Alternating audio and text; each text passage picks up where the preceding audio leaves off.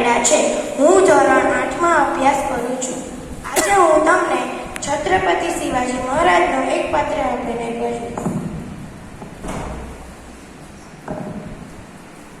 જય ભવાની, જય ભવાની, જય ભવાની.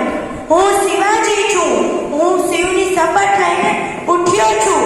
હું માતૃભૂમિની મૂંગા ગુલામગીરીની શૃંખલામાંથી મુક્ત કરવાનું સપનું મેં બાળપણથી જ જોયું છે.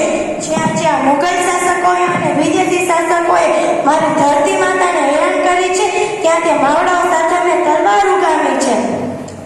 માતાજી જીજાબાઈ મને રામાયણ અને મહાભારતના પુસ્તકોમાં વીરોએ કેમ ન્યાય અને ધર્મ માટે લડતા તે મને શીખવ્યું છે.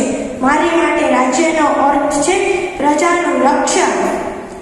મારું મસ્તક કોઈની સામે ઝૂક્યું નથી ને કોઈની સામે ઝૂકશે પણ નહીં.